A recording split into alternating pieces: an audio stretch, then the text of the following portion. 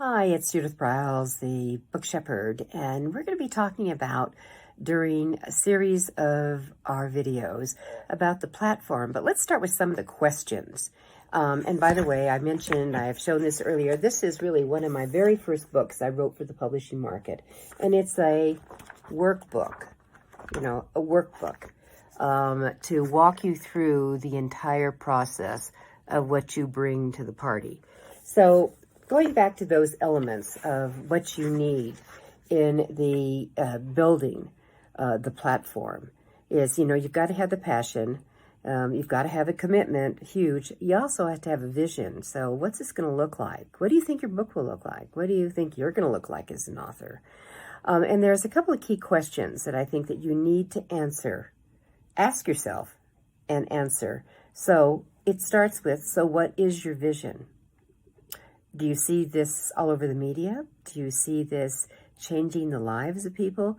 Do you see this, being a rip-roaring, belly-laughing rom-com? I mean, what is it? What is it that you see for yourself and for your book, the vision?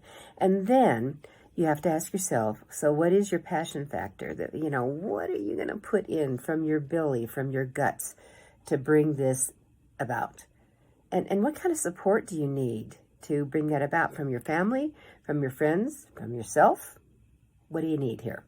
All right. And then you ask the question, how committed are you to bring this off? I've seen more authors do the one for the money, two for the show. They don't even get ready. It's just they talk about it.